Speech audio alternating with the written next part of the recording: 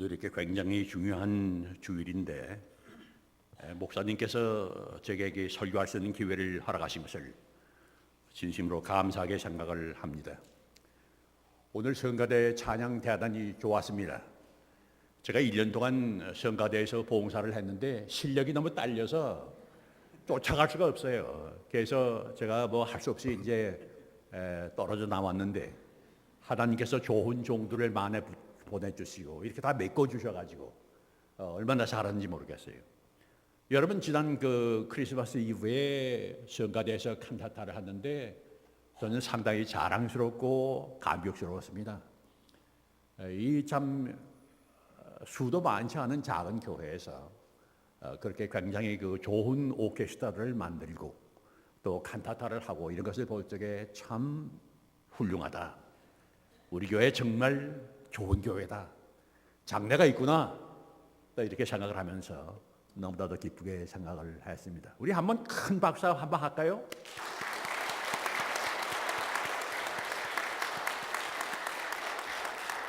근데 그 자기를 위해서 박수 치는 사람들은 처음 봤네. 남이 박수 쳐주면 일어나야죠. 고맙습니다. 오늘 2016년 첫 번째 주일을 당해서 여러분의 각 가정에 주님의 은혜와 평강이 차고 넘치시기를 간절히 기원드립니다. 2015년을 시작한 것이 바로 엊그제 같은데 벌써 1년의 세월이 지나고 새해를 맞았다고 생각을 하니까 정말 이 세월이라고 하는 것이 빨리 가는구나 그렇게 느끼게 됩니다. 히랍의 철학자인 헤라클라이터스가 말하기를 사람이 그 흐르는 물 속에 2번 들어갈 수는 없다 그런 얘기를 했습니다. 2015년은 이미 지나간 세월이 되었습니다.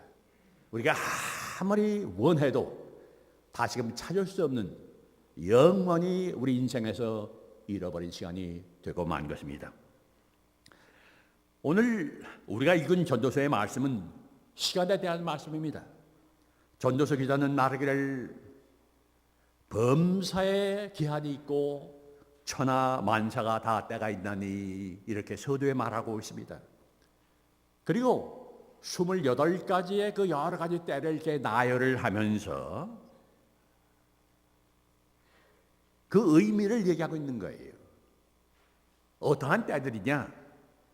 출생과 죽음, 파종과 추수, 파괴와 건설, 슬픔과 기쁨, 포기와 용납, 애통과 위로, 또 사랑과 증오, 평화와 전쟁 이런 식으로 28가지 때를 말하면서 사람이 때를 알아서 그때의 의미를 포착하고 때의 뜻을 따라서 살면은 순탄하고 성공적인 인생을 살 수 있지만은 그 반면에 때의 뜻을 모르고서 때의 뜻을 거역하면서 살면은 결국 파괴와 자멸을 자초할 수밖에 없다. 이런 의미가 여기에 담겨 있는 줄 믿습니다. 여러분 사람이 때를 안다고 하는 것이 얼마나 중요합니까? 찰스 콜번이라고 하는 아주 유명한 배우가 있었는데 어떤 젊은 사람이 찾아와서 말하기를 선생님 내가 어떻게 하면 인생에서 정말 성공적인 인생을 살 수가 있겠습니까? 그렇게 물어봤습니다. 그러니까 이 사람이 뭐 오랫동안 생각하지도 않고 대답하기를 Knowing the moment, knowing the moment, 때를 아는 것이라 이렇게 대답을 했습니다.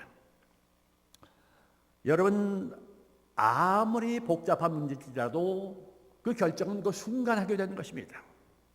그렇지 않습니까?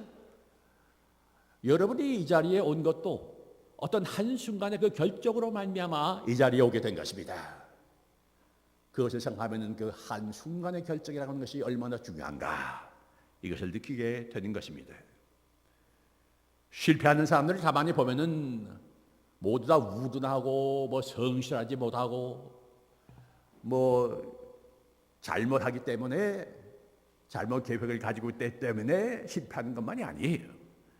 어떤 사람들은 그 옳은 의도를 가지고 옳은 방법을 가지고 또 옳은 그 열심을 내서 일을 많이 하는데 실패하는 경우가 많이 있습니다. 왜 그런가? 모든 것이 다 옳지만은 때를 제대로 파악하지 못했기 때문에 이러한 실패를 거듭하게 되는 것입니다. 어떤 글에 보니까 우리 인생은 세 권의 책으로 되어 있다, 그런 말 한 일이 있어요. 첫째 권은 무엇인가 하니 과거라고 하는 책인데, 우리가 과거에 살아온 그 인생에 대해서 모든 것이 기록되어 있는 그런 책이고, 둘째 권은 현재라고 하는 책인데, 우리가 지금 매일매일 매순간 하고 있는 것을 적어놓는 그러한 책이고, 그 다음에 셋째 권은 미래라고 하는 책인데, 우리는 그 내용을 알 수는 없고 오직 하나님만이 여실 수 있는 책이다, 그렇게 말을 했습니다. 이 셋 중에 무엇이 제일 중요합니까? 말할 것도 없지, 현재가 제일 중요한 것이죠. 현재는 과거와 미래가 만나는 그 순간입니다. 사실 우리가 과거를 공부하는 것은, 또 미래를 논하는 것은 우리 현재의 뜻을 이해하고 현재에 무엇을 해야 할 것인가, 이것을 결정하는데 굉장히 큰 영향을 주기 때문에 공부를 하는 것이라고 생각을 합니다. 여러분, 오늘은 아주 특별히 중요한 날입니다. 한 해를 마감하고 다른 한 해를 시작하는 아주 중요한 때에 우리가 서 있는 것입니다. 그러면 우리가 어떻게 과거를 바라봐야 하겠습니까? 어떻게 우리의 미래를 바라보아야 하겠습니까? 어떻게 우리가 현재에 살아야 하겠다는 것을 결정해야 하겠습니까? 첫째, 우리는 과거를 용납과 감사로 보는 눈을 가져야 할 줄 믿습니다. 지나간 1년을 돌이켜볼 적에 아마 여러분의 마음 가운데는 만감이 교차될 줄 믿습니다. 슬펐던 일, 기뻤던 일, 감사했던 일, 또 괴로웠던 일, 이 여러 가지가 아마 머리에 떠오르게 될 것이에요. 그런데 벨기종이라고 하는 아주 유명한 불란서의 철학자가 말하기를, 인간의 문제는 기억해야 할 것은 잊어버리고 잊어버려야 할 것은 기억하는 데 있다, 이런 아주 명언을 한 일이 있습니다. 이 전도서 3장에 무슨 말씀인가 하니, 지킬 것이 있고 버릴 때가 있다, 이렇게 얘기를 했는데, 아마 이 말씀이 멜기종의 얘기하고 같은 것이 아닌가, 그런 생각을 하게 됩니다. 우리 인간의 약점은 부정적인 것은 오래오래 기억을 하는데 긍정적인 것은 잘 잊어버려요.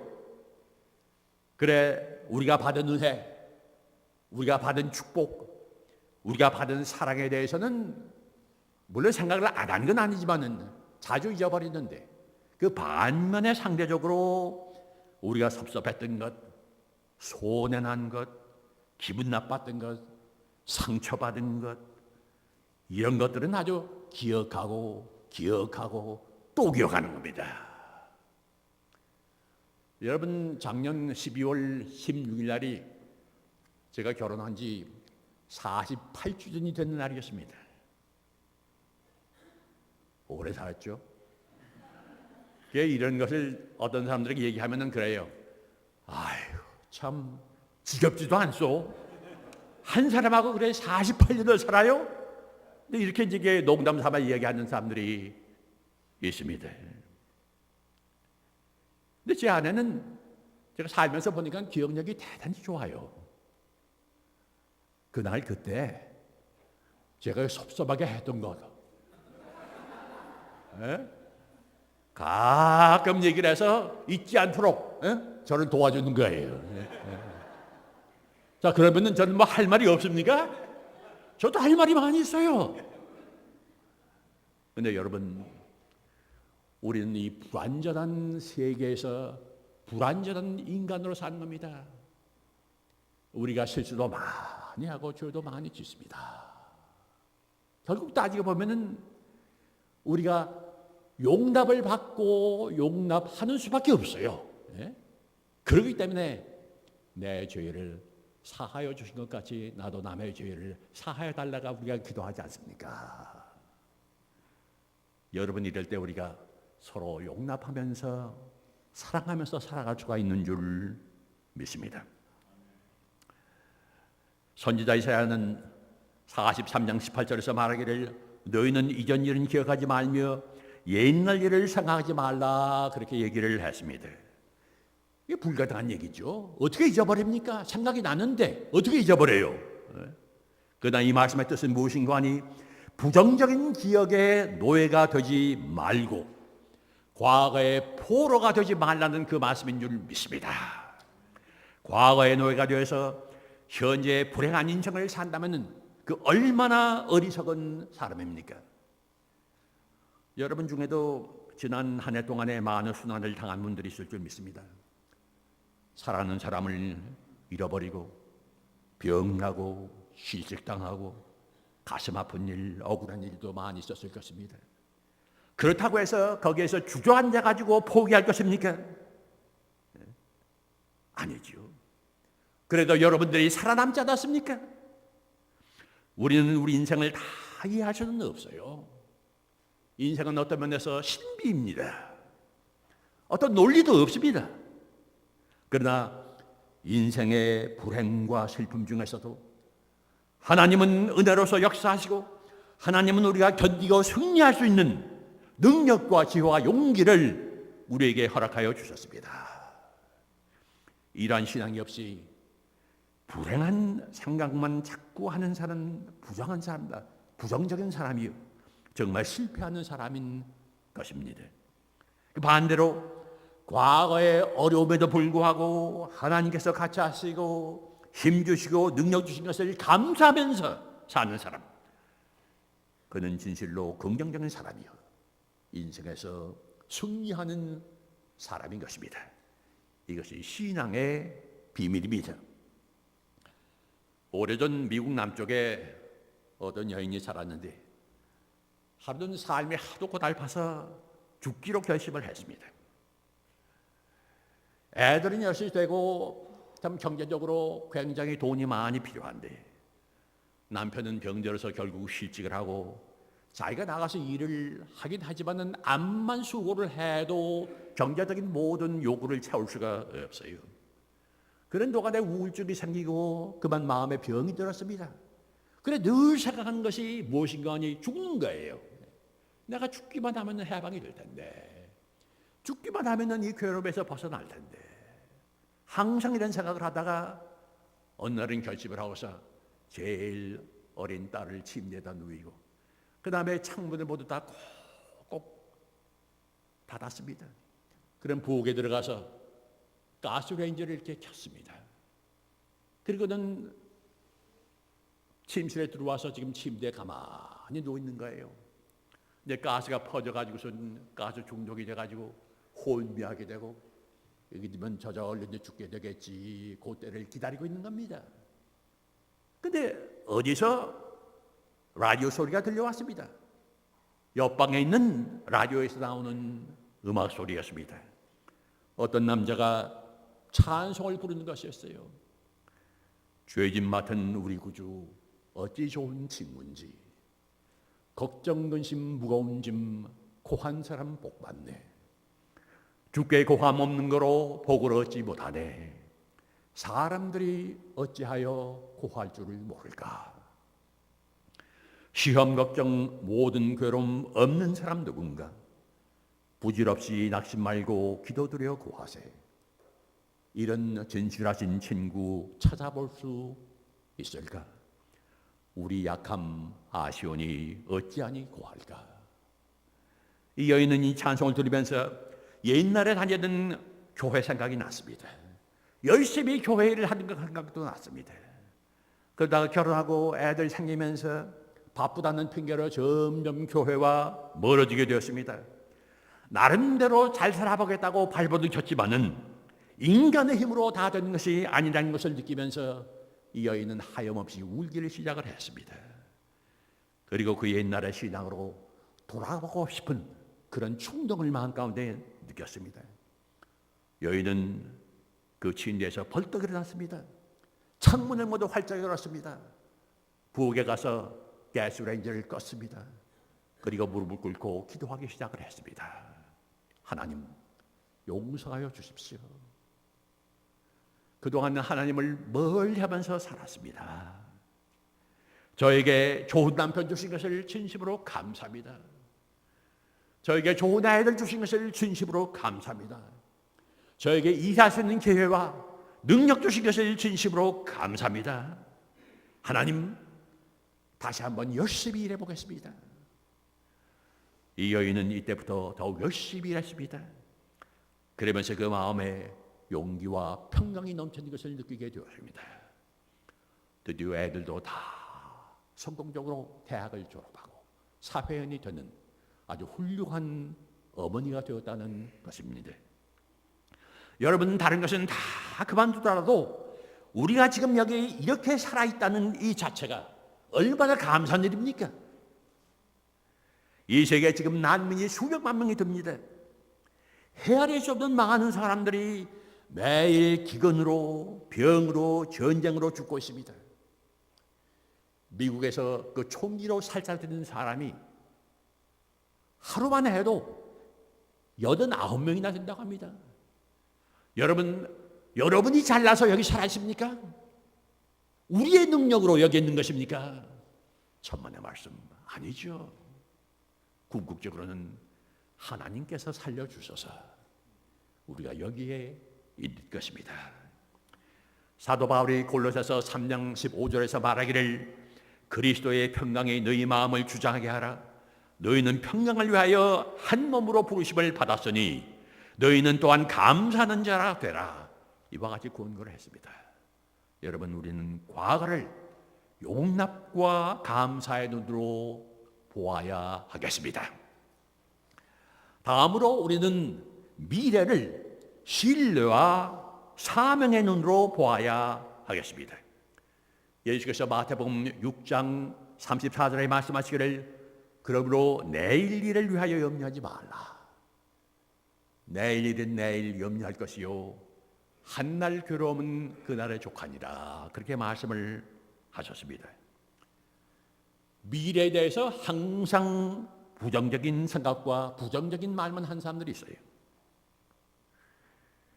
이것은 시장의 태도가 아닙니다. 어떤 여인이 항상 말하기를 나는 병들어 죽을 거야. 나는 병들어 죽을 거야. 항상 그래요. 사람들만 만나면 난 병들어 죽을 거야. 그런데 이 여인이 언제까지 살았는가니 나이가 96까지 살았어요. 그리고는 정말 병들어 죽었습니다. 그리고는 묘비에 어떤 말을 선고하니 내가 병들어 죽을 거라고 그랬지? 이렇게 썼다는 것입니다. 이 얼마나 미련하게 살다가 한 사람입니까? 여러분, 미래에 대한 아름다운 꿈을 설계하시기를 바랍니다. 여러분 개인을 위해서, 여러분 가정을 위해서, 미터슨 한인교회를 위해서 여러 가지 희망의 꿈을 설계하시기를 바랍니다. 그리고 하나님께서 여러분과 함께 하실 것을 확실히 믿으시기를 바랍니다. 빌립보서 4장 13절 내게 능력 주신 자가 돼서 내가 모든 것을 할 수 있느니라. 이것이 우리 믿는 사람의 미래관인 것입니다. 여기서 한 걸음 더 나가서 하나님께서 여러분에게 주신 은사가 무엇인지를 분별하시기를 바랍니다. 선지자 이사야는 43장 19절에서 말하기를 보라, 내가 새 일을 행하리니 이제 나타날 것이라. 너희가 이것을 알지 못하겠느냐 말했습니다. 하나님이 여러분을 통해서 2016년에 하시려는 일이 무엇인지 그것을 찾아내라는 말씀이 것입니다. 여러분이 이 세상에 계신 것은 우연이 아니에요. 하나님이 주시는 그 사명이 있기 때문에 여기에 있는 것입니다. 이 사명을 완수하기 위해서 먼저 여러분이 가진 은사, 성령이 주신 은사가 무엇인지 이것을 분별해야 줄로 믿습니다. 누구에게나 하나님은 어떤 은사를 주셨습니다. 고린도전서 12장을 보면은 성령께서 우리 각자에게 주신 다른 은사가 있는데, 어떤 사람은 지혜의 은사를 받았고, 어떤 사람은 지식의 은사를, 어떤 사람은 병 고치는 은사를, 어떤 사람은 믿음의 은사를, 어떤 사람은 예언하는 은사를, 어떤 사람은 영을 분별하는 은사를, 또 여러분 어떤 사람은 또 방언하는 은사를, 또 어떤 사람은 방언 통역하는 은사를 이렇게 받았다. 이 여러 가지를 나열하고 있습니다. 여러분 그 외에도 우리가 받은 바 은사가 얼마나 많습니까? 사도 바울이 말하기를 너희는 더 큰 은사를 사모하라 이렇게 말씀을 했습니다. 그리고 시작한 것이 뭡니까? 고린도전서 13장에 있는 말씀입니다. 이 은사가 무엇입니까? 사랑의 은사입니다. 하나님을 사랑하고 사람을 사랑하는 이 최고의 은사를 위해서 받은 바 다른 은사들을 다 사용해라 이 말씀인 것입니다. 여러분 우리 인간의 심성에는 무한한 사랑을 받고 무한한 사랑을 주고 싶은 그런 마음이 있습니다. 그런 욕망이 있어요. 그 누구를 위해서든 죽도록 사랑하고 싶고 그 누구를 위해서 내 목숨까지 바치고 싶은 그러한 욕망이 우리 마음 가운데 있는 것입니다. 왜 그 수만이나 되는 서양 젊은 사람들이 이슬람 극단주의자들인 그 ISIS에 가서 자기의 목숨을 버리려고 합니까? 그 왜 어떤 사람들이 그 다이너마이트를 자기 몸에 감고 자폭을 하면서 죽으려고 합니까? 물론 잘못된 신앙이죠.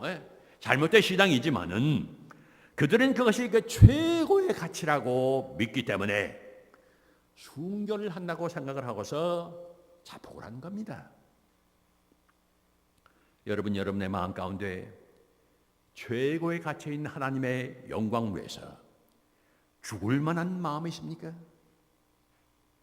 사도 바울이 갈라디아서 2장 20절에 말하기를 내가 그리스도와 함께 십자가에 못 박혔으니 그런즉 이제는 내가 산 것이 아니요 오직 내 안에 그리스도께서 사신 것이라. 내가 지금 육체 가운데 사는 것은 나를 사랑하사 나를 위하여 자기를 버리신 하나님의 아들을 믿는 그 믿음 안에서 사는 것이라. 그렇게 고백을 했습니다. 이러한 사명감으로 미래를 바라보는 여러분들이 되시기를 간절히 바랍니다. 마지막으로 우리는 이 현재를 열심과 헌신으로 살아야 하겠습니다. 하나님께 우리에게 생명을 주신 것에 감사하고 받은 바 사명을 완수하기 위해서 현재 열심히 사는 것이 그리스도의 현재적인 삶의 태도라고 생각을 합니다. 사도 바울은 인생을 경주로 봤어요. 그래 빌립보서 3장 13절 14절에 말하기를 뒤에 있는 것은 잊어버리고 앞에 있는 것을 잡으려고 표대를 향하여 그리스도 예수 안에서 하나님이 위에서 부르신 부름의 상을 위하여 쫓아가노라. 그렇게 고백을 했습니다. 1955년은 제 일생에 아주 중요한 해였습니다. 그해 3월에 서울에 있는 감리교신학교에 1학년으로 제가 목사가 되기 위해서 등록을 했습니다. 등록하던 날 저는 저희 어머님에게 이런 말을 했어요. 어머님 이제부터는 저를 어머님의 아들로 생각하지 마십시오. 나는 이제부터는 하나님의 사업을 위해서 들여진 몸입니다. 그런 말을 했어요. 제 어머님은 나이 35세 청년 과부가 되었습니다. 그래 바느질을 하면서 돈을 벌어서 저의 교육을 위해서 자기 일생을 바치신 그런 분입니다. 우리 어머님은 평안도에 있는 아주 부잣집에서 태어난 그런 분인데 우리 할아버지가 하도 완고해서 여자는 교육시켜서 무슨 필요가 있느냐. 이래가지고 학교에 보내지를 않았어요. 그래, 과부가 된 다음에는 할 줄 아는 게 바늘밖에 없다 이 말씀이에요. 그래, 그것을 사용해서 열심히 일해서 돈을 모아가지고 제가 그 돈 가지고선 교육을 받았고, 그 돈 가지고서 1960년에 미국에 유학 오는 그 비행기표를 샀습니다. 제가 이제 벌써 그런 말을 하니까 우리 어머님이 당황해 하시면서 왜 그런 말을 하니? 이렇게 말씀하셨습니다. 이 60년 전에 일어난 일인데 제가 이것을 생각할 때마다 제 마음이 아직도 아픕니다. 불쌍한 어머니의 마음에 왜 그런 상처를 주었을까? 왜 그렇게 어리석은 말을 했을까?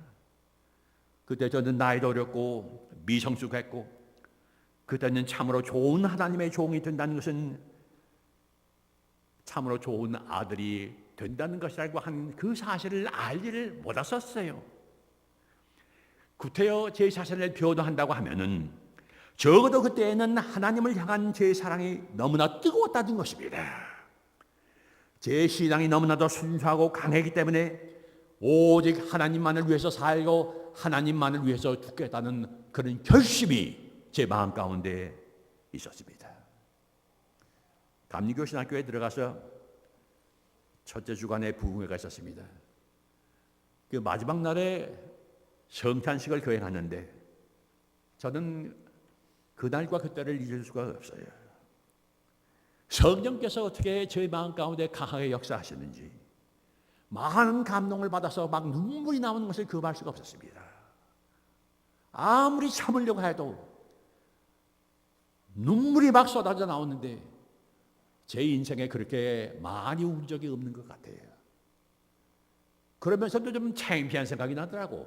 이거 또 옆에 사람들이 보고서는 제가 좀 미쳤나? 왜 저렇게 울어? 그럴 것 같아요. 그래, 울지 않으려고 노력을 많이 해도 그래도 눈물이 자꾸 나오는 거예요. 그 이후에 저의 일생을 가만히 돌아볼 때 참으로 부끄러운 마음을 금할 수가 없습니다.